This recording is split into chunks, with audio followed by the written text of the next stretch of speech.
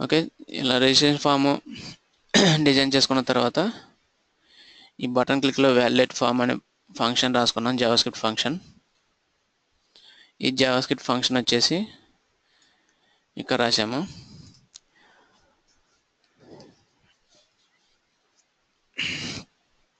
ఇది ఏమవుతుందంటే ఫస్ట్ మనం ఎప్పుడైతే బటన్ టిక్ చేస్తామో బటన్ టిక్ చేయగానే ఈ ఫంక్షన్ కాల్ అయ్యి ఇందులో ఇఫ్ కండిషన్లో document.getElementById టెక్స్ట్ బాక్స్ అంటే ఫస్ట్ నేమ్ టెక్స్ట్ బాక్స్ యొక్క ఐడి తీసుకొని అందులో ఎంటీ ఉందా లేదా అని చెక్ చేస్తుంది. If value equal to empty అయితేనేమో మనకి ఎర్రర్ మెసేజ్ చూపిస్తుంది.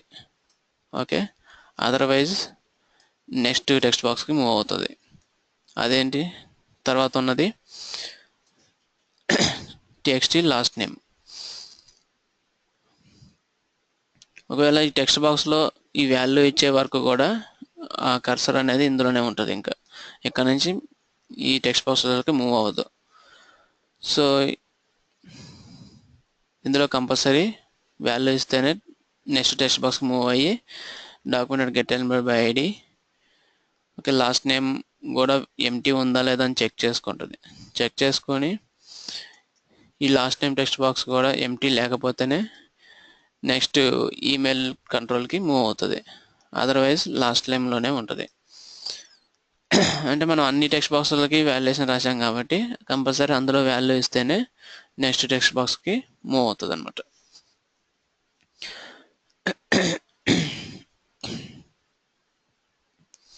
ఓకే, ఇప్పుడు అసలు మనకి ఏంటిది, ఇప్పుడు రెగ్యులర్ ఎక్స్ప్రెషన్ మామూలుగా వాల్యుయేషన్స్ అనేది ఇలా రాసుకుంటారు. అంటే కంపల్సరీ టెక్స్ట్ ఫీల్డ్లో వాల్యూ ఎంటర్ చేయండి అని చెప్పి చూపిస్తుంది. కానీ పర్టికులర్ ప్యాటర్న్లో మాత్రమే ఎంటర్ చేయాలంటే ఎక్స్ప్రెషన్స్ తీసుకుంటాం. సో ఇప్పుడు ఈమెయిల్ ఫార్మాట్ ఉంది. ఈమెయిల్ ఫార్మాట్కి ఇది ఆల్రెడీ మీకు నెట్లో దొరుకుతుంది ఈ ఫార్మాట్. ఓకే, గూగుల్లో సెర్చ్ చేసుకోవచ్చు email. Okay, email expression valuation అని గూగుల్లో సెర్చ్ చేస్తే మీకు ఈ ప్యాటర్న్ వస్తుంది. ఈ ప్యాటర్న్ వచ్చేసి 3 పార్ట్స్ ఉంటుంది. ఇక్కడ వరకు ఒక పార్ట్, ఇక్కడ నుంచి ఇక్కడ వరకు ఒక పార్ట్, ఇక్కడ నుంచి ఇక్కడ వరకు పార్ట్. సో ఈ పార్ట్ ఏంటంటే @ ముందు ఈ పార్ట్, @ తర్వాత పార్ట్, ఓకే డాట్ తర్వాత లాస్ట్లో ఈ పార్ట్ అనమాట. 3 పార్ట్స్గా డివైడ్ అయి ఉంటుంది. ఈ ఫస్ట్ పార్ట్లో వచ్చేసి ఈ ఎక్స్ప్రెషన్. ఈ ఫస్ట్ పార్ట్లో ఇక్కడ ఉన్న వాటితో మ్యాచ్ చేసుకుంటుంది అనమాట. మనం ఎంటర్ చేసేది టెక్స్ట్ ఏదైనా సరే ఇందులో ఉన్న వాటితోనే మ్యాచ్ చేసుకుంటుంది. స్మాల్ A to Z అయినా ఉండాలి, లేదా క్యాప్స్ A to Z అయినా ఉండాలి, లేదా 0 నుంచి 9 మధ్యలో ఉన్న నెంబర్స్ అయినా అయి ఉండాలి. మనం ఎంటర్ చేసేది @ ముందు అనమాట. లేదా అండర్స్కోర్ ఇచ్చిన, డాట్ ఇచ్చిన, హైఫన్ ఇచ్చిన యాక్సెప్ట్ చేయాలి. అంటే @ ముందు క్యాప్స్ కానీ, స్మాల్ కానీ, నెంబర్స్ కానీ, అండర్స్కోర్ కానీ, హైఫన్ ఆర్ డాట్ ఇవి కంపల్సరీ యాక్సెప్ట్ చేస్తుంది. ఇవి కాకుండా మీరు ఇంకేదైనా సింబల్స్ ఇచ్చారనుకోండి, ఓకే @ ముందు డాలర్ సింబల్, పర్సంటేజ్ సింబల్ అలా ఇచ్చారనుకోండి, అలా ఇస్తే యాక్సెప్ట్ చేయదు. ఓకే, ఇందులో తర్వాత @ తర్వాత మీకు జీమెయిల్, యాహూ, ఓకే రెడిఫ్, ఇలా ఏదైనా కంపెనీ మెయిల్స్ అవి ఉంటాయి కదా, అవి ఇందులో యాక్సెప్ట్ చేస్తుంది అనమాట. స్మాల్లోనే ఇవ్వచ్చు, క్యాప్స్లోనే ఇవ్వచ్చు, లేదా డిజిట్స్లోనే ఇవ్వచ్చు, అండ్ హైఫన్ ఇవ్వచ్చు. అంటే కంపెనీ మెయిల్స్లో హైఫన్ కూడా ఉండొచ్చు కదా. సో ఇది డాట్కి ముందు అనమాట. డాట్ తర్వాత వచ్చేసి ఈ part .com, .in, .org, okay .uk, .us అలాంటివి ఇక్కడ యాక్సెప్ట్ చేస్తుంది. ఓకే, స్మాల్లోనే ఇవ్వచ్చు, క్యాప్స్లోనే ఇవ్వచ్చు. ఇది స్మాల్ అయినా, ఇక్కడ నుంచి క్యాప్స్ అయినా, A to Z అనమాట. A నుంచి Z వరకు స్మాల్ లెటర్స్ అని ఇవ్వచ్చు, A నుంచి Z వరకు క్యాప్స్లోనే ఇవ్వచ్చు, అండ్ డిజిట్స్ అని ఇవ్వచ్చు. ఇది వచ్చేసి లెంత్ అనమాట, మనం ఇచ్చే లెంత్ అది. .com అంటే 3 letters, ఓకే .in అంటే 2 letters, okay, US to UK to అలా మ్యాక్సిమం 4 లెటర్స్ వరకు మాత్రమే యాక్సెప్ట్ చేస్తుంది. 4 ఓకే, 2 నుంచి 4 మినిమం 2 నుంచి 4 మాత్రమే ఉంటాయి. ఓకే, .com డాట్ తర్వాత 4 తర్వాత 4కి మించి ఉండదన్నమాట. ఓకే, లెంత్ అనేది డాట్ తర్వాత. సో ఇది ఎక్స్ప్రెషన్, ఈమెయిల్ ఎక్స్ప్రెషన్. సో మనం టెక్స్ట్ బాక్స్లో ఎంటర్ చేసింది దీంతో మ్యాచ్ అవ్వాలి. మ్యాచ్ అవ్వాలంటే మీకు ఆల్రెడీ ఒక టెస్ట్ మెథడ్ ఉంటుందని చెప్పాను. ఈ టెస్ట్ మెథడ్ వచ్చేసి ఎక్స్ప్రెషన్ మ్యాచ్ చేసుకుంటాం. సో ఇక్కడ ఫిల్టర్ తీసుకున్నాం, if filter dot test. Okay, ఇక్కడ టెస్ట్ మెథడ్ తీసుకొని నాట్ అనేది తీసుకున్నాం. చూడండి ఇక్కడ నాట్ అంటే ఈ ఫిల్టర్తోని ఈ టెక్స్ట్ బాక్స్లో ఎంటర్ చేసిన వాల్యూ మ్యాచ్ అవ్వకపోతే ఇఫ్ కండిషన్లోకి వస్తుంది. Alert please provide a valid email address అని వస్తుంది. ఒకవేళ మ్యాచ్ అయితే నెక్స్ట్ టెక్స్ట్ బాక్స్కి ఫార్వర్డ్ అవుతుంది అన్నమాట control. Okay, not filter dot test. Filter dot test ఇచ్చి ఇది మెథడ్, ప్రీ డిఫైన్డ్ మెథడ్ ఇది జావాస్క్రిప్ట్లో.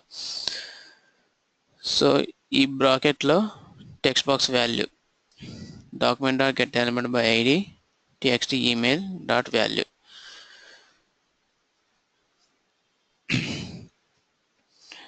ఇది ఏమవుతుంది, ఈమెయిల్ టెక్స్ట్ బాక్స్లో ఉన్న వాల్యూని గెట్ చేసుకొని ఈ టెస్ట్ అనే మెథడ్కి ఇస్తుంది. ఈ టెస్ట్ మెథడ్ ఏం చేస్తుంది, ఈ ఫిల్టర్లో ఉన్న ఈ ఎక్స్ప్రెషన్తో టెస్ట్ చేస్తుంది, అంటే అందులో ఉందా లేదా అని మ్యాచ్ చేస్తుంది. ఓకే, అది సక్సెస్ఫుల్గా మనం ఇలా ప్యాటర్న్ ఇస్తేనేమో నెక్స్ట్ టెక్స్ట్ బాక్స్కి మూవ్ అవుతుంది, అదర్వైజ్ ఇక్కడే ఉంటుంది అన్నమాట. సో అది ఎలాగంటే ఇప్పుడు సేవ్ బటన్ కొట్టాము, ఫస్ట్ టెక్స్ట్ బాక్స్ ఎర్రర్ వచ్చింది, ఏదో ఒక టెక్స్ట్ ఇచ్చాము. మళ్ళీ సేవ్ బటన్ కొట్టాను, ప్లీజ్ ఎంటర్ లాస్ట్ నేమ్ అని వస్తుంది. ఓకే, లాస్ట్ నేమ్ కూడా ఇచ్చాను. మళ్ళీ ప్లీజ్ ఎంటర్ ఈమెయిల్, మనం ఇక్కడ ఈమెయిల్ ఏమి ఎంటర్ చేయలేదు కాబట్టి ఎంటర్ ఈమెయిల్ అని వస్తుంది. ఒక టెక్స్ట్ ఎంటర్ చేశాను ఏదో ఒకటి. Okay, please provide a valid email address అంటే మనం ఇక్కడ @ అండ్ డొమైన్ ఏమి ఇవ్వలేదు, జస్ట్ టెక్స్ట్ ఇచ్చాము. అలా కాకుండా కంపల్సరీ యాహూ కానీ జీమెయిల్ కానీ అలా ఇస్తాం. తర్వాత ఇక్కడ ఏమి ఇచ్చాము, మనం ప్యాటర్న్ వచ్చేసి _డాట్ కూడా యాక్సెప్ట్ చేయమని చెప్పాము. నెంబర్స్, ఓకే, నెంబర్స్ డాట్ _,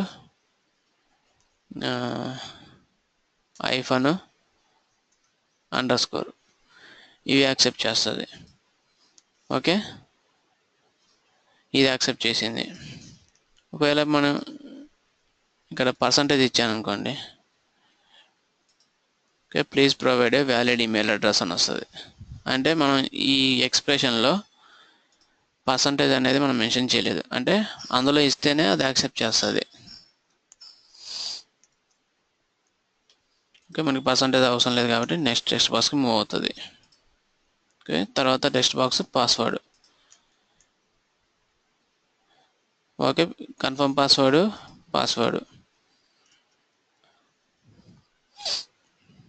దానికి వచ్చేసి password text box not equal to empty అయితే ఇందులోకి వస్తుంది. అండ్ కన్ఫర్మ్ టెక్స్ట్ బాక్స్ కూడా నాట్ ఈక్వల్ టు అయితే ఇంకొక ఇఫ్ కండిషన్ పెట్టాము. ఇక్కడ first password and second confirm password text రెండు నాట్ ఈక్వల్ టు అయితేనే పాస్వర్డ్ మ్యాచ్ కాలేదని వస్తుంది. అదర్వైజ్ నెక్స్ట్ వ్యాలిడేషన్కి మూవ్ అవుతుంది అన్నమాట, date of birth and gender, mobile. So అది తర్వాత ఈ ఈమెయిల్కి చూసాము అండ్ ఫోన్ నెంబర్కి. ఇక్కడికి వచ్చేసరికి document get element by ID and mobile dot value అంటే mobile number not equal to empty అయితే ఇందులోకి వస్తుంది. వచ్చిన తర్వాత ఇక్కడ ఫోన్ నెంబర్కి ఎక్స్ప్రెషన్ తీసుకున్నాం. ఈ ఫోన్ నెంబర్ ఎక్స్ప్రెషన్ ఏంటంటే ఓన్లీ యుఎస్ మొబైల్ నెంబర్స్ మాత్రమే యాక్సెప్ట్ చేస్తుంది ఇది. Okay, ES mobile numbers format అంటే ఏంటి? First 3 letters hyphen, again 3 letters and 4 letters, 4 digits. Okay, first 3 digits, తర్వాత 3, లాస్ట్లో 4 digits. ఓకే, ఈ ఫార్మాట్ మాత్రమే యాక్సెప్ట్ చేయాలి. ఇలా ఐఫన్స్ లేకుండా యాక్సెప్ట్ చేయకూడదు మనం రాసిన ఈ వాల్యుయేషన్ వచ్చేసి.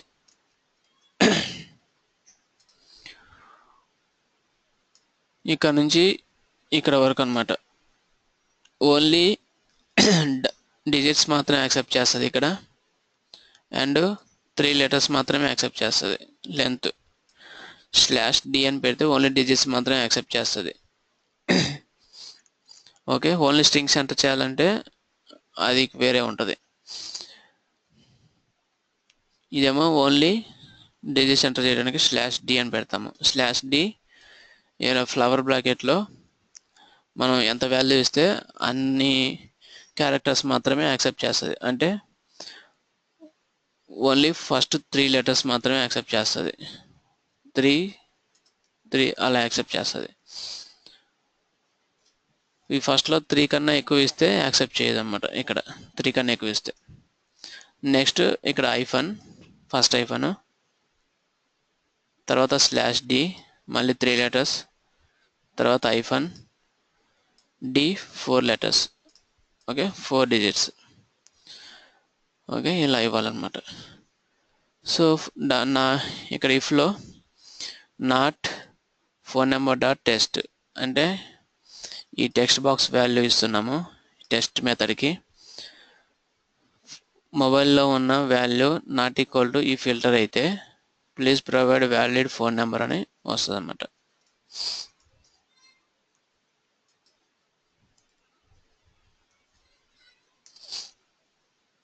Okay, select month, date of బర్త్కి ఎంటర్ డే.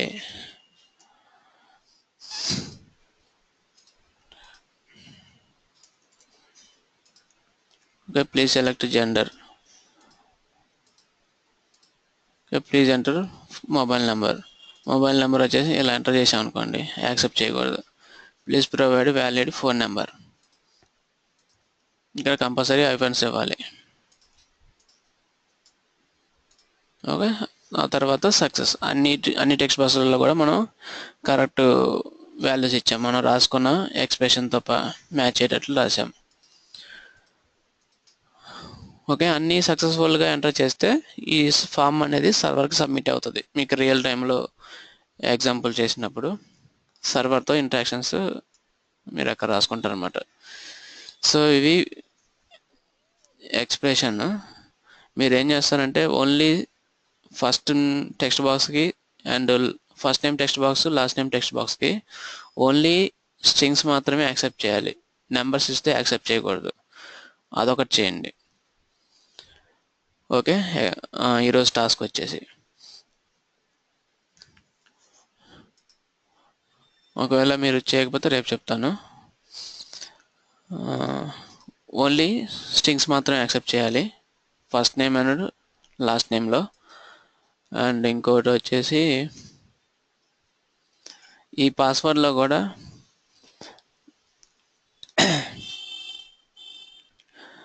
పాస్వర్డ్లో కంపల్సరీ ఒక క్యాప్స్ లెటరు అండ్ ఒక స్మాల్ లెటరు అండ్ ఏదైనా ఒక సింబల్ కంపల్సరీ ఎంటర్ చేయాలని చెప్పి రాయండి.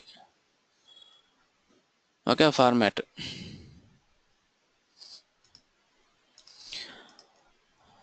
అండ్ నెక్స్ట్ వచ్చేసి జావాస్క్రిప్ట్ ఎర్రర్స్. ఇప్పుడు ఒకవేళ మనకి ఎర్రర్ వచ్చింది అనుకోండి, ఎలా ఫైండ్ అవుట్ చేస్తాము? ఓకే, మనకి C# జావాలో అయితే మీకు ట్రై క్యాచ్ ఉంటుంది. ట్రైలో ఏదైనా ఎర్రర్ వచ్చింది అనుకోండి, క్యాచ్లో మనకి త్రో చేసి ఎర్రర్ ఏంటనేది మనం ఫైండ్ అవుట్ చేస్తాము. Okay, try, catch and throw finally. So ఇవి చేసి మనం ఎర్రర్స్ని ఫైండ్ అవుట్ చేస్తాం అనమాట. సో ఇక్కడ జావాస్క్రిప్ట్లో కూడా ట్రై క్యాచ్ బ్లాక్స్ ఉంటాయి. Okay, the try statement lets you test the block of code for errors. Okay, ట్రైలో ఏమైనా ఎర్రర్స్ ఉంటే క్యాచ్లో మనకి హ్యాండిల్ అవుతాయి అన్నమాట. So catch statement let's handle the error అంటే మనకి ఎర్రర్ అనేది త్రో స్టేట్మెంట్ యూజ్ చేసి ఎర్రర్ని మనం డిస్ప్లే చేసుకోవడం కానీ లేదా లాగ్స్లో సేవ్ చేసుకోవడం కానీ చేస్తాం అనమాట. ఓకే, కస్టమ్ ఎర్రర్స్లో చూపించుకుంటాం త్రో యూజ్ చేసి. The final statements lets you execute code after try and catch regardless of the result. Finally block ఏమవుతుంది, మీకు ఏమైనా ఎర్రర్ వచ్చినా రాకపోయినా కానీ, మీకు ఎర్రర్ వచ్చినా రాకపోయినా కంపల్సరీ ఫైనల్లీ బ్లాక్ అనేది కంపల్సరీ ఎగ్జిక్యూట్ అవుతుంది. ఓకే, మీరు జావా కానీ C# కానీ ఐడియా ఉంటే మీకు ట్రై క్యాచ్ ఇంకా ఈజీగా ఉంటుంది.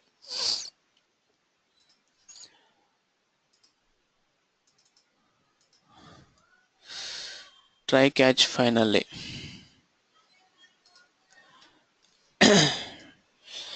ఇక్కడ ఒక ఎగ్జాంపుల్ వచ్చేసి మామూలుగా ఒక జావా స్క్రిప్ట్ కోడ్ రాసాము ఇక్కడ. సో ఈ కోడ్ ఏంటంటే ట్రై తీసుకున్నాము జావా స్క్రిప్ట్లో, స్క్రిప్ట్ ట్యాగ్ ఇచ్చేసి ఇందులో ట్రై బ్లాక్ తీసుకున్నాం. ట్రై బ్లాక్ ఇక్కడ నుంచి ఇక్కడ వరకు ఉంది. ఇందులో document dot write our try running అని చెప్పి ఒక స్ట్రింగ్ అనేది మనం రైట్ చేస్తున్నాం డాక్యుమెంట్లో. అండ్ ట్రైలో ఇంకో ట్రై క్యాచ్ తీసుకున్నాం. ట్రైలోనే ఇన్నర్ ట్రై అనమాట ఇది. Document dot right nested try running. Okay, ఇందులో ఏదైనా ఎర్రర్ వచ్చింది అనుకోండి నెస్టెడ్ ట్రై రన్నింగ్లో, ఈ ఎర్రర్ అనేది త్రో అవుతుంది. ఓకే, ఆ త్రో అయ్యి మనకి క్యాచ్ ద్వారా మనకి మెసేజ్ చూపిస్తుంది అనమాట. తర్వాత ఫైనల్ బ్లాక్ వచ్చేసి మనకి ఎర్రర్ వచ్చినా రాకపోయినా ఫైనల్ బ్లాక్ అనేది కంపల్సరీ ఎగ్జిక్యూట్ అవుతుంది, నెస్టెడ్ ఫైనల్ ఈజ్ రన్నింగ్ అని. తర్వాత ఈ క్యాచ్ వచ్చేసి పేరెంట్ ట్రైక్ అనమాట. ఇది ఎక్కడి నుంచి వస్తుందంటే ఈ లోపల ఉన్న ఇన్నర్ ట్రైలో ఉన్న ఎర్రర్ని ఇక్కడ గెట్ చేస్తుంది అనమాట, అవుటర్ క్యాచ్ కార్ట్ అని. సో డాక్యుమెంట్ డాట్ రైట్లో ఇది రాసుకుంటాము. సో నార్మల్గా అయితే మీరు ఎలా రాస్తారంటే ఇక్కడ మీకు రియల్ టైంలో సరే ట్రై తీసుకుంటారు, క్యాచ్ బ్లాక్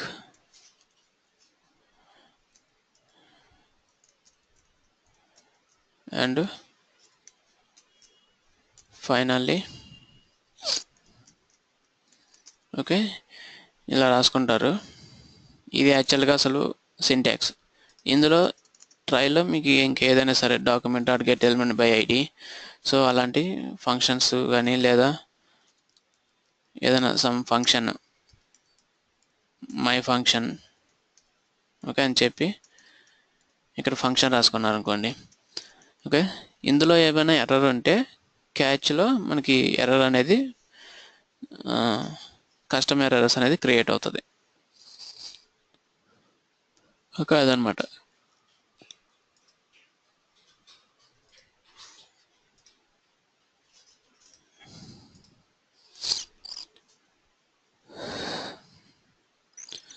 సో నెక్స్ట్ వచ్చేసి మనకి జావా స్క్రిప్ట్లో ఆబ్జెక్ట్స్ ఉంటాయన్నమాట. ఆబ్జెక్ట్స్ వచ్చేసి మనకి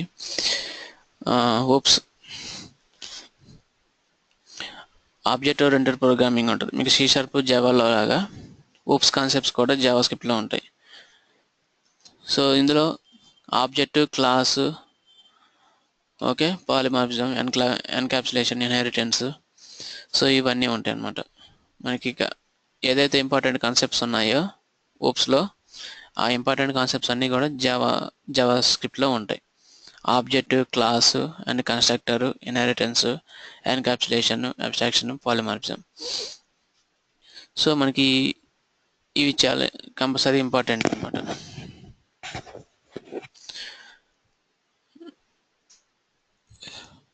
Okay, JavaScript supports object-oriented programming but not same as other OOP languages like C, C++, C Sharp, Java.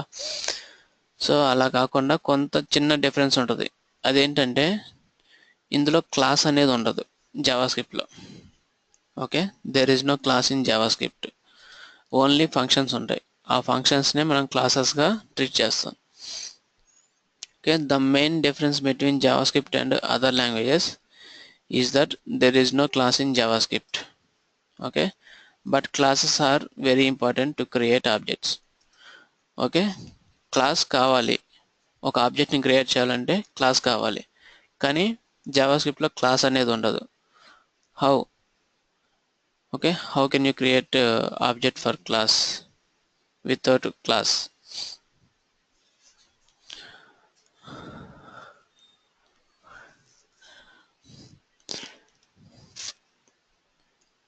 Okay, మనకి 7 ఇంపార్టెంట్ కాన్సెప్ట్స్ అన్నమాట. ఫస్ట్ వచ్చేసి ఆబ్జెక్ట్.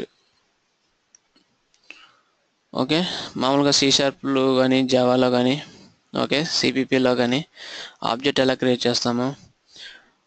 ఒక క్లాస్ నేమ్ ఉందనుకోండి, class name object equal to new keyword వచ్చేసి మనం ఆ క్లాస్కి ఒక ఆబ్జెక్ట్ అనేది క్రియేట్ చేస్తాము.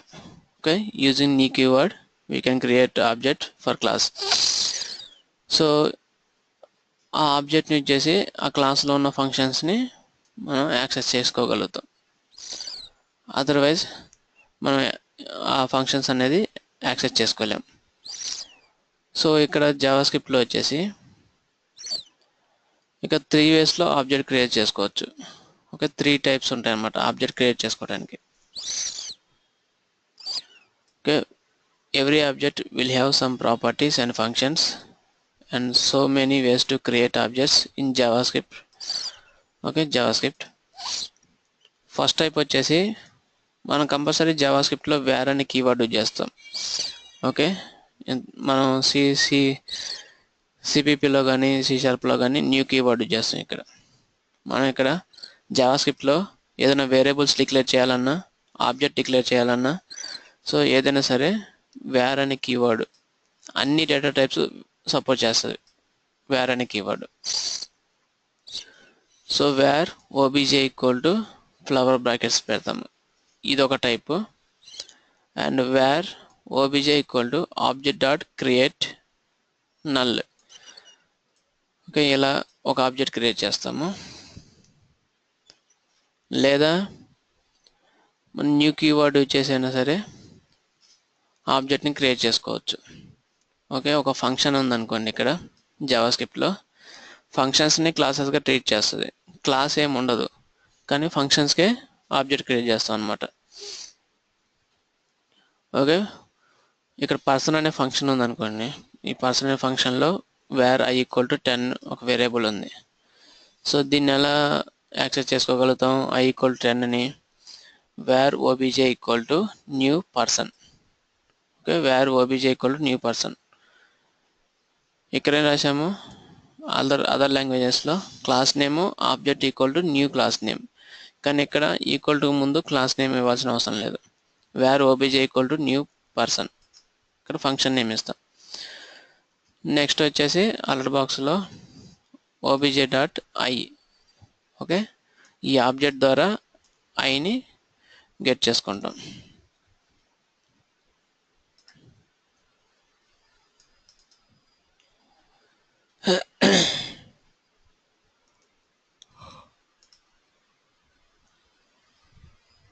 సో నెక్స్ట్ క్లాస్ అనేది ఇందులో ఉండదు, కానీ ఫంక్షన్స్ని మనం క్లాసెస్గా ట్రీట్ చేస్తాము.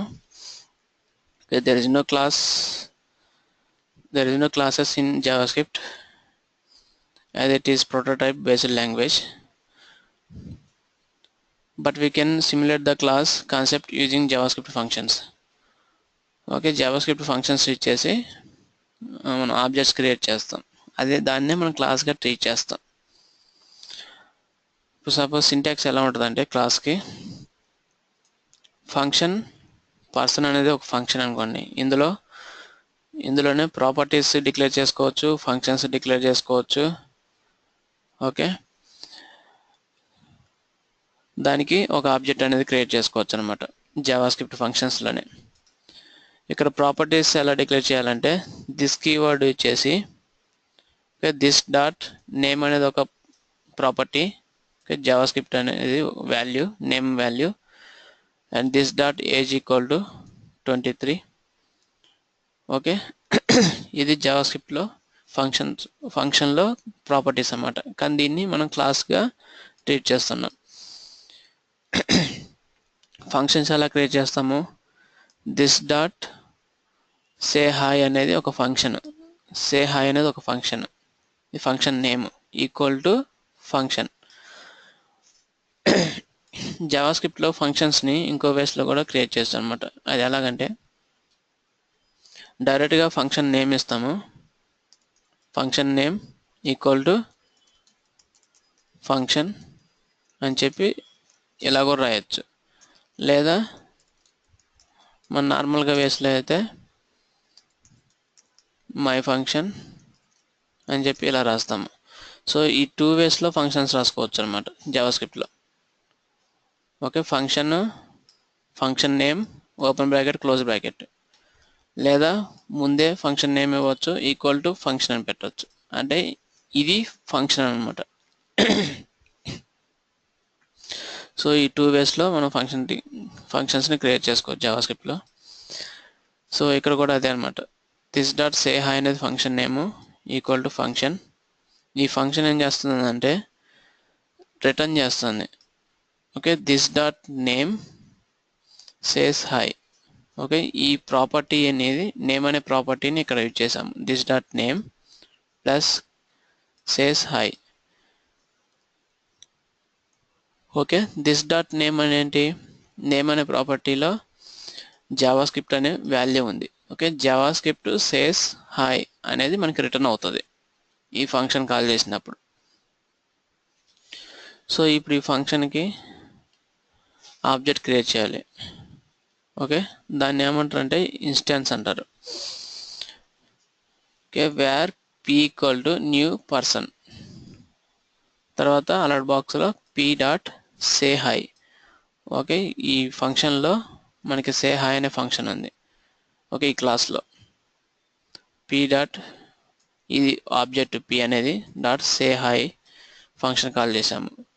ఇది కాల్ చేసినప్పుడు ఏమవుతుందంటే జావాస్క్రిప్ట్ సేస్ హాయ్ అనేది మనకి అలర్ట్ బాక్స్లో వస్తుంది. ఓకే, అది ఎగ్జాంపుల్ వచ్చేసి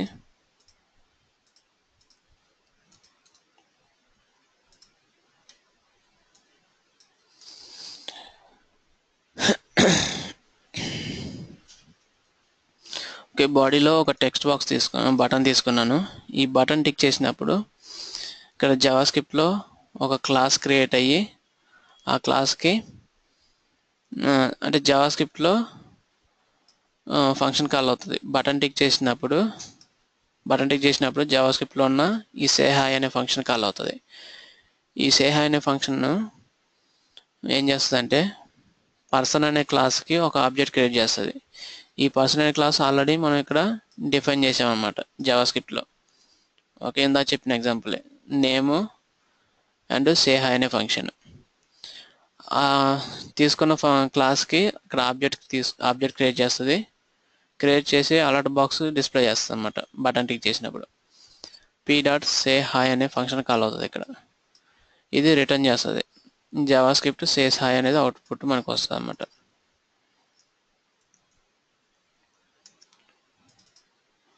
ఓకే, బటన్ టిక్ చేయగానే JavaScript says hi. Okay, alert box ఒక క్లాస్ క్రియేట్ అయింది. ఆ క్లాస్కి ఆబ్జెక్ట్ క్రియేట్ చేసాము. ఆ ఆబ్జెక్ట్ యూజ్ చేసి అందులో ఉన్న ఫంక్షన్ని గెట్ చేసామన్నమాట.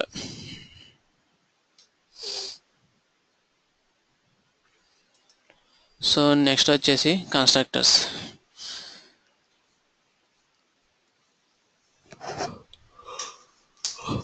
ఓకే, కన్స్ట్రక్టర్స్ వచ్చేసి మనం వాల్యూస్ని పాస్ చేసుకోవడానికి ఫంక్షన్స్కి కానీ క్లాసెస్కి కానీ వాల్యూస్ని పాస్ చేసుకోవడానికి ఈ కన్స్ట్రక్టర్స్ యూజ్ చేస్తాము. Okay, constructor is used to assign values to the properties of class while creating object using new operator. Okay, ఇక్కడ ఏమైతుందంటే మనం డైరెక్ట్గా ఇక్కడ క్లాస్లోనే నేము అండ్ ఏజ్ ఇందాక మనం డిఫైన్ చేసాము క్లాస్లోనే. ఓకే, నేము ఏజ్. కానీ ఇక్కడ ఏమవుతుందంటే కన్స్ట్రక్టర్ వచ్చేసి వాల్యూస్ని పాస్ చేస్తున్నాం అనమాట. అంటే ఇక్కడ క్లాస్లోనే పారామీటర్స్ తీసుకుంటాము, నేమ్ అండ్ ఏజ్ పారామీటర్. ఈ నేమ్ అండ్ ఏజ్ పారామీటర్ ఇక్కడ పర్సన్ నేమ్ పర్సన్ ఏజ్ అనే దానికి ఈ ప్రాపర్టీస్కి అసైన్ చేసాము. మనం ఎప్పుడైతే ఇన్స్టాన్స్ క్రియేట్ చేస్తామో ఆబ్జెక్ట్, అప్పుడే క్రియేట్ చేసేటప్పుడే మనం ఇక్కడ వాల్యూస్ పాస్ చేస్తాం అనమాట. ఇక్కడ నేమ్ ఏమో హర్ష, 24 అనేది ఏజ్ ఇక్కడ పాస్ చేసాము. ఇక్కడ పాస్ చేసినప్పుడు ఏమవుతుందంటే ఈ హర్ష అండ్ 24 అనేది ఈ క్లాస్కి పాస్ అయ్యి ఇక్కడ ప్రాపర్టీస్కి అసైన్ అవుతుంది అన్నమాట. ఓకే, మీకు constructors different type of constructors ఉంటాయి. ఓకే, సిస్టమ్ డిఫైన్డ్ కన్స్ట్రక్టర్స్ అని, okay, parameterize constructors, okay, copy constructors. So ఇలాంటివి ఉంటాయి. కానీ ఇక్కడ అవన్నీ ఉండవు అనమాట.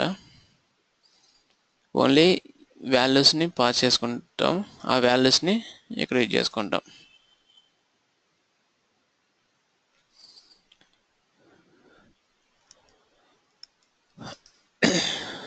ఓకే, జస్ట్ మనం ఇక్కడ నుంచి వాల్యూస్ పాస్ చేస్తాం అనమాట.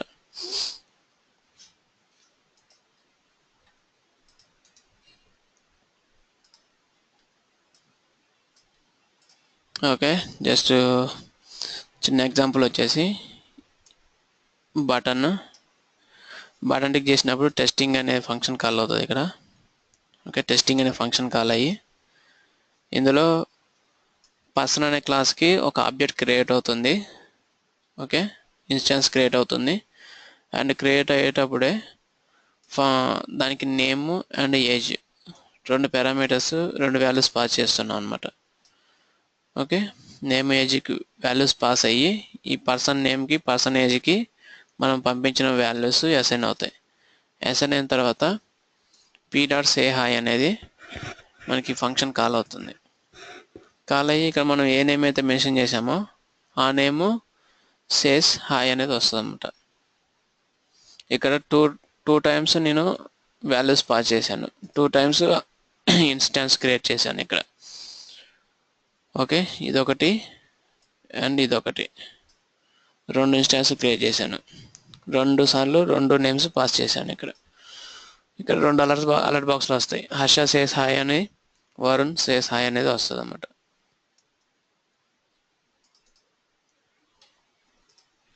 Okay, first Harsha says hi. Okay, ఇది కాల్ అయింది. ఇది ఓకే కొట్టిన తర్వాత నెక్స్ట్ వస్తుంది. ఓకే, వరుణ్ సేస్ హాయ్ అనేది 2 టైమ్స్ ఇక్కడ కాల్ చేసాము.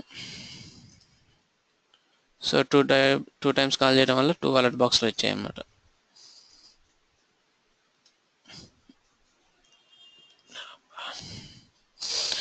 And నెక్స్ట్ది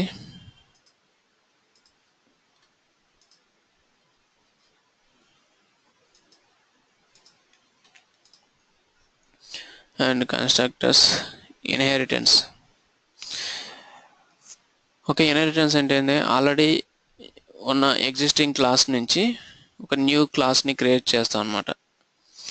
okay, inheritance is the process of getting the properties and functions of one class to another class.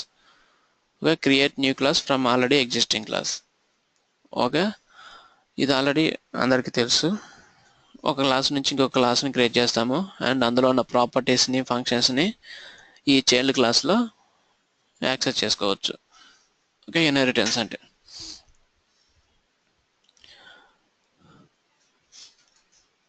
ఇక్కడ ఎగ్జాంపుల్ వచ్చేసి సింటాక్స్.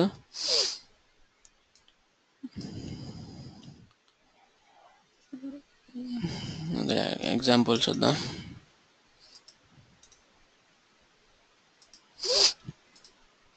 ఓకే, ఇక్కడ బేస్ క్లాస్ ఒకటి తీసుకున్నాము జావాస్క్రిప్ట్లో. Base class. Okay, base class అంటే function name just. Okay, base class అనేది function name equal to function. ఈ అంటే ఇదంతా పేరెంట్ క్లాస్ అనమాట. సో దీని నుంచి డెరైవ్డ్ క్లాస్ క్రియేట్ చేసుకుంటాం. సో ఈ బేస్ క్లాస్లో నేము, ఓకే, నేమ్ అనే ప్రాపర్టీ అండ్ డూ సంథింగ్ అనే ఫంక్షన్ రెండు ఉన్నాయి. ఓకే, డూ సంథింగ్లో అలర్ట్ బాక్స్ ఉంది, దిస్ బేస్ క్లాస్ అనే అలర్ట్ బాక్స్. సో నెక్స్ట్ వచ్చేసి డెరైవ్డ్ క్లాస్. ఓకే, ఇంకో క్లాస్ క్రియేట్ చేసాము ఇక్కడ equal to function var BC equal to new base class. Okay, base క్లాస్కి ఇక్కడ ఆబ్జెక్ట్ తీసుకున్నాం. ఆబ్జెక్ట్ తీసుకొని var name 1 equal to BC dot name. BC dot name అంటే base క్లాస్లో ఉన్న నేమ్ అనమాట ఇది. ఓకే, ఈ నేమ్ని ఇక్కడ యాక్సెస్ చేసుకుంటున్నాం డెరైవ్డ్ క్లాస్లో. తర్వాత బీసీ డాట్ డూ సంథింగ్ అనే ఫంక్షన్ కూడా ఇక్కడ కాల్ చేస్తున్నాం ఈక్వల్ టు ఫంక్షన్ అలర్ట్ బాక్స్లో డెరైవ్డ్ క్లాస్ నేమ్ 1. నేమ్ 1 అంటే ఇక్కడ ఇది, ఈ నేమ్ వచ్చేసి ఇక్కడ ఈ నేమ్ 1లో సేవ్ అవుతుంది. ఈ నేమ్ 1 అనేది మనకి ఇక్కడ అలర్ట్ బాక్స్లో డిస్ప్లే అవుతుంది అన్నమాట. నెక్స్ట్ రిటర్న్ బీసీ, ఇది మళ్ళీ బేస్ క్లాస్కి రిటర్న్ అవుతుంది. సో ఓకే, ఇలా base class and derived class ఇలా క్రియేట్ చేసుకుంటాం.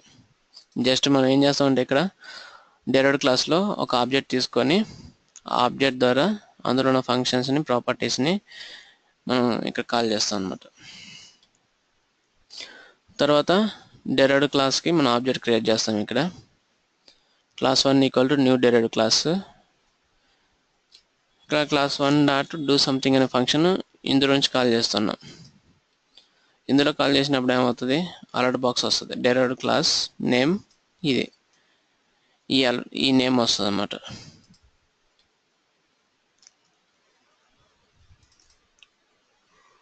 ఓకే, డెరైవ్డ్ క్లాస్ అని చెప్పి నాగరాజు కిషోర్ XXX అనేది ఉంది ఇక్కడ. ఓకే, కాల్ చేయగానే మనకి రన్ అయింది. ఇక్కడ ఆబ్జెక్ట్ క్రియేట్ అయింది. క్రియేట్ అయిన తర్వాత ఈ డూ సంథింగ్ అనే క్లాస్ ఫంక్షన్ కాల్ అయింది. కాల్ అయ్యి ఈ అలర్ట్ బాక్స్ డిస్ప్లే అయింది, derived class and name. Okay, అదనమాట. సో బేస్ క్లాస్లో ఉన్న నేమ్ మనకి చైల్డ్ క్లాస్లో డిస్ప్లే అయింది. సో అది ఇన్హెరిటెన్స్ అంటే అది. తర్వాత encapsulation and polymorphism.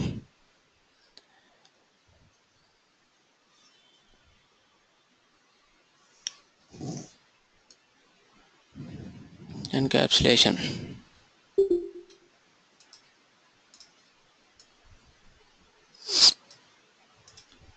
Encapsulation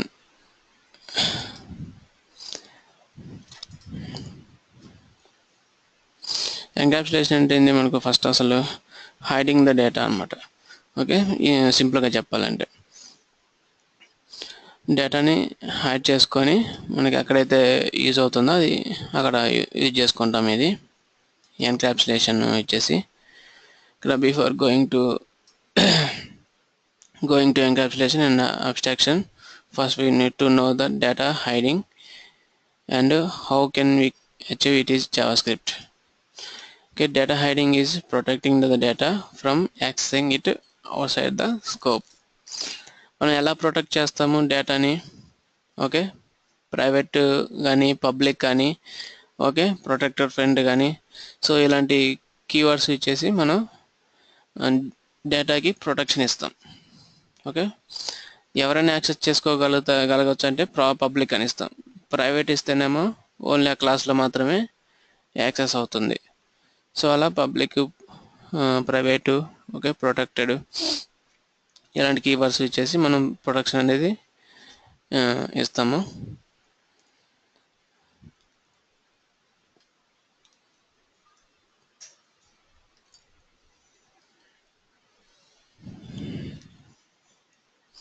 okay, ఇది ఎన్క్యాప్సులేషన్కి ఎగ్జాంపుల్ వచ్చేసి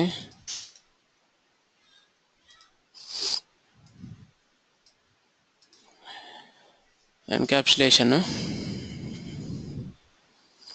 ఫస్ట్ ఒక క్లాస్ తీసుకున్నాం. ఇక్కడ క్లాస్లో ప్రైవేట్ వేరియబుల్ ఒకటి క్రియేట్ చేస్తున్నాం. var dob ఈక్వల్ టు అని చెప్పి కరెంట్ డేట్ని, ఓకే, ఈ డేట్ ఫంక్షన్ ఏం చేస్తుంది, కరెంట్ సిస్టమ్ యొక్క డే టైమ్ అంటే కరెంట్ డే టైమ్ని గెట్ చేస్తుంది సిస్టమ్ నుంచి. ఈ dob అనే వేరియబుల్లో సేవ్ అయి ఉంటుంది. ఇలా క్రియేట్ చేస్తే మనకి ప్రైవేట్ వేరియబుల్స్ అనమాట. ఓకే, var అని చెప్పి ఇలా ఒక వేరియబుల్ క్రియేట్ చేస్తే ప్రైవేట్ వేరియబుల్స్ అంటారు. Okay, public properties and functions. ఇది పబ్లిక్గా వేరియబుల్స్ కానీ ఫంక్షన్స్ కానీ క్రియేట్ చేయాలంటే ఇక్కడ రిటర్న్ అనే కీవర్డ్ ఇచ్చేసి age, name and get dob అనేది ఫంక్షన్. ఇవి రెండు ప్రాపర్టీస్ అండ్ ఇది ఫంక్షన్. ఇదేమో ప్రైవేట్ వేరియబుల్, ఇదేమో public variables and functions. Okay, return keyword వచ్చేసి పబ్లిక్ క్రియేట్ చేస్తాం ఇక్కడ. అండ్ పబ్లిక్గా వేరియబుల్స్ అండ్ ఫంక్షన్స్ క్రియేట్ చేసాము. ఇక్కడ పర్సన్ అనే దానికి ఆబ్జెక్ట్ తీసుకుంటున్నాం. ఇక్కడ obj equal to new person అని. ఇక్కడ అలర్ట్ బాక్స్ ఒకటి రాసుకున్నాం, pobj dot dob. Okay, dob అనేది మనం డైరెక్ట్గా యాక్సెస్ చేసాం ఇక్కడ. అంటే ఈ వేరియబుల్ని యాక్సెస్ చేస్తున్నాం, private వేరియబుల్స్ని.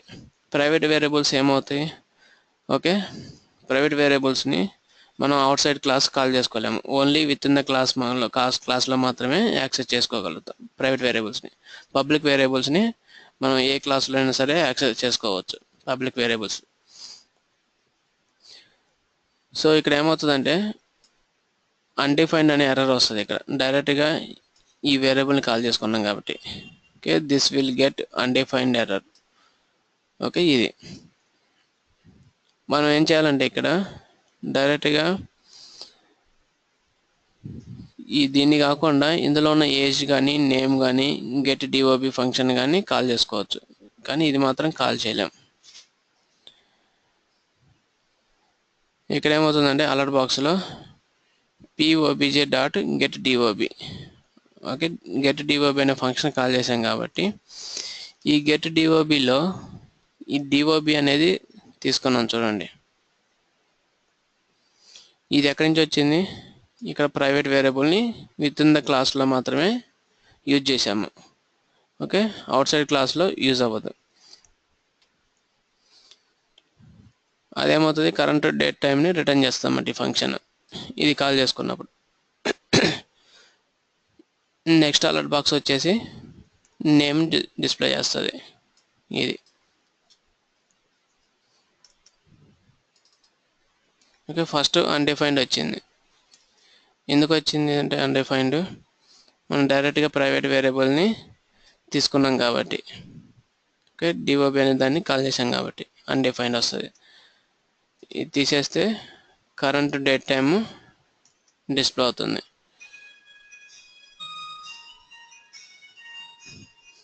Okay, current date time ఎక్కడి నుంచి వస్తుంది, ప్రైవేట్ వేరియబుల్లో డేట్ టైం తీసుకున్నాము, ఆ డేట్ టైంని గెట్ dob అనే ఫంక్షన్లో రిటర్న్ చేస్తున్నాం.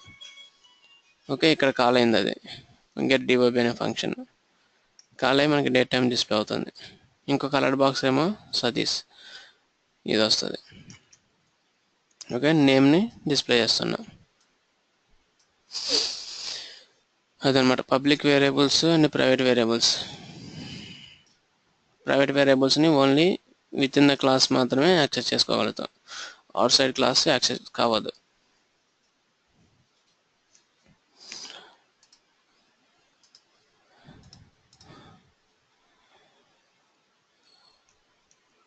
And next abstraction and polymorphism. ఈ రెండు ఎగ్జాంపుల్స్ మీకు తర్వాత చెప్తాను. ఓకే, అబ్స్ట్రాక్షన్ పాలిమార్ఫిజం అనేది. అండ్ నెక్స్ట్ కాన్సెప్ట్స్ వచ్చేసి విండో ఆబ్జెక్ట్స్ అనమాట. విండో ఆబ్జెక్ట్స్ వచ్చేసి ఇవి ఎందుకు యూజ్ చేస్తామంటే బ్రౌజర్ యొక్క ఆబ్జెక్ట్లు అనమాట ఇవి. ఇప్పుడు ఒక విండో ఓపెన్ చేయాలన్నా, విండో క్లోజ్ చేయాలన్నా, ఓకే, విండోని రీసైజ్ చేయాలన్నా ఈ విండో ఆబ్జెక్ట్స్ అనేది యూజ్ చేస్తాము. ఇప్పుడు మీరు రియల్ టైంలో ఒక ఎగ్జాంపుల్ చేస్తున్నారు. ఎగ్జాంపుల్ అంటే ఏదైనా ఒక బటన్ టిక్ చేయగానే ఏదైనా స్మాల్ విండో ఓపెన్ అవ్వాలి. ఓకే, స్మాల్ విండో ఓపెన్ అవ్వాలంటే మీకు ఇలా ఈ విండో ఆబ్జెక్ట్ యూజ్ చేసి రాస్తారు అది. Okay, the window object is supported by all browsers. It represents the browser's window. Okay, window dot open, window dot close, okay, window dot move to, window dot resize to. ఇవి మనకి 4 methods ఉంటాయి అన్నమాట. ఈ 4 methods use చేసి విండోని open చేసుకోవచ్చు, విండోని close చేయొచ్చు, move చేయొచ్చు, resize చేసుకోవచ్చు అనమాట విండో ఆబ్జెక్ట్ యూజ్ చేసి. ఇప్పుడు మీకు ఎలా చెప్పాలంటే రియల్ టైమ్ ఎగ్జాంపుల్, మీకు లైవ్ చాట్ ఉంటుంది కదా, లైవ్ చాట్ బటన్ టిక్ చేయగానే మనకి విండో ఓపెన్ అవుతుంది కదా. Okay, another window, chat window. So అలాంటి విండోస్ని ఓపెన్ చేయాలంటే ఈ విండో ఆబ్జెక్ట్ అనేది యూజ్ చేస్తాము.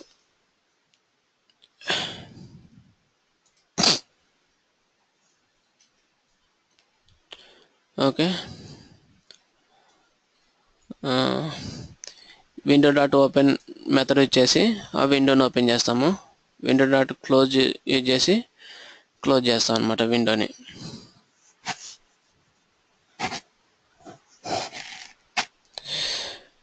సో దానికి ఎగ్జాంపుల్ వచ్చేసి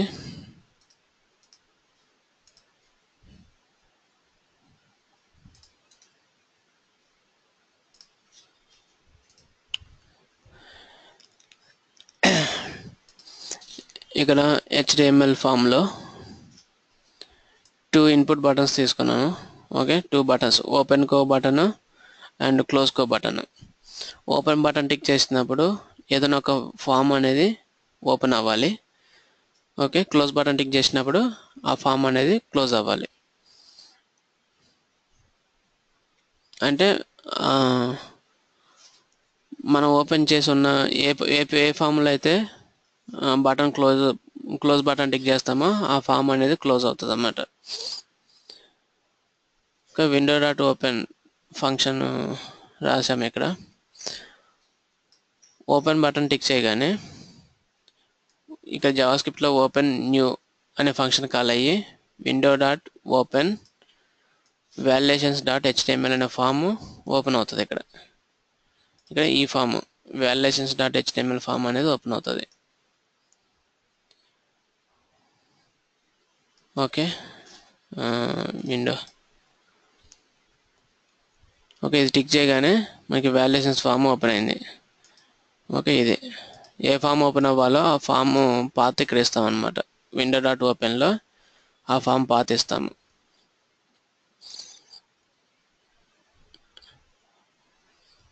అండ్ విండో డాట్ క్లోజ్కేమో క్లోజ్ కొట్టగానే ఆ విండో అనేది క్లోజ్ అవుతుంది అన్నమాట.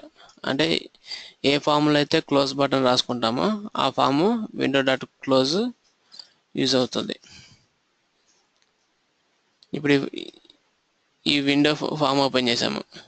ఈ విండో క్లోజ్ అవ్వాలి. ఇక్కడ ఈ క్లోజ్ బటన్ టిక్ చేయకుండానే, ఓకే, క్రాస్ బటన్ టిక్ చేయకుండానే క్లోజ్ అవ్వాలంటే నేను ఈ బటన్ ఒకటి పెట్టుకొని ఫామ్ క్లోజ్ అవ్వడానికి విండో డాట్ క్లోజ్ అనే ఫంక్షన్ రాశాను. సో అది టిక్ చేయగానే ఆ ఫామ్ అనేది మనకి క్లోజ్ అవుతుంది. ఆ కరెంట్ ఫామ్ మాత్రమే క్లోజ్ అవుతుంది. So window dot open, window dot close and window dot location. Window dot location వచ్చేసి మనం ఏ ఫామ్ ఓపెన్ అవ్వాలో అండ్ ఏ ఫామ్కి రీడైరెక్ట్ అవ్వాలో విండో డాట్ లొకేషన్ యూజ్ చేసి రీడైరెక్ట్ అవుతాం అనమాట.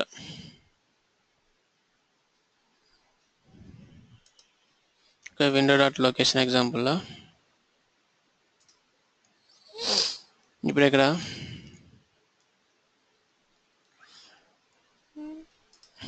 ఒక బటన్ తీసుకుంటున్నాను.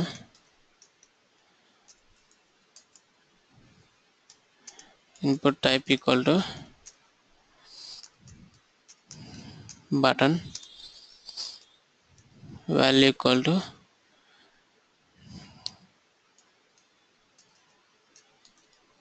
Google on click equal to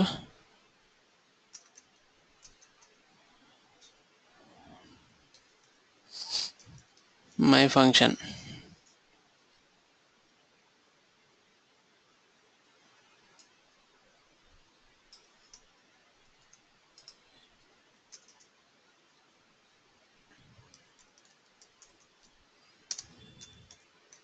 Function my function.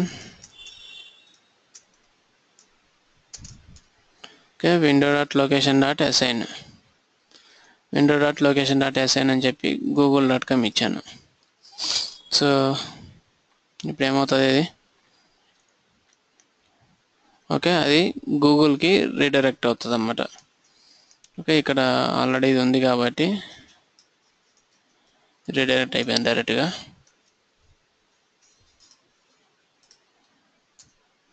Okay, ఎప్పుడైతే మనం ఈ బటన్ టిక్ చేస్తామో అప్పుడు డైరెక్ట్గా గూగుల్కి రీడైరెక్ట్ అవుతుంది. ఓకే, ఇదన్నమాట. సో వేరే ఫామ్కి రీడైరెక్ట్ అవ్వాలంటే window.location అనేది యూజ్ చేస్తాం అనమాట. window.location.assign యూజ్ చేసి అక్కడ అందులో ఏ ఫామ్ అయితే పాతిస్తామో ఆ ఫామ్కి రీడైరెక్ట్ అవుతుంది అన్నమాట.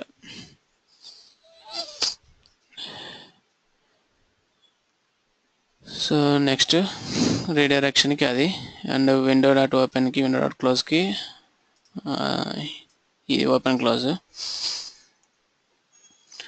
తర్వాత window.history.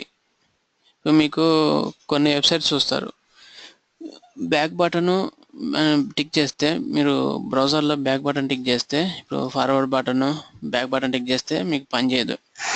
Okay, back button is disabled అని మీకు మెసేజ్ వస్తుంది. అది బాగా సెక్యూర్డ్ వెబ్సైట్స్కి అయితే అలా ఉంటుంది.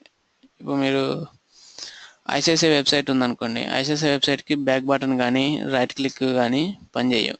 ఎందుకంటే సెక్యూరిటీ రీజన్స్ వల్ల వాటిని వాళ్ళు డిజేబుల్ చేస్తారనమాట.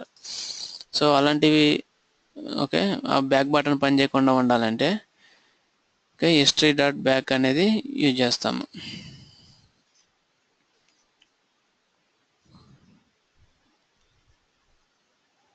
Okay, history.back, history.forward.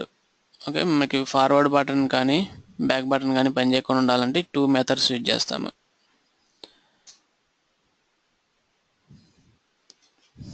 Okay, history.back, history.forward.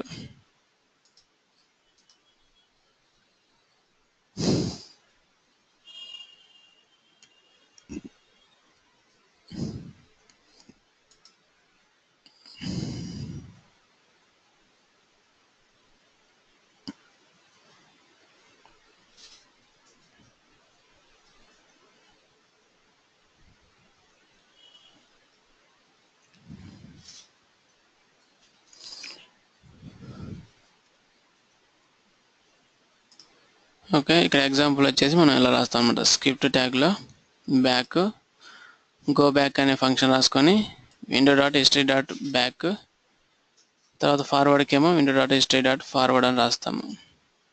Okay, ఇవి డిజేబుల్ చేయాలన్న back button and forward button రెండు డిజేబుల్ చేయాలంటే ఇలా రాస్తారు. So these are all javascript concepts.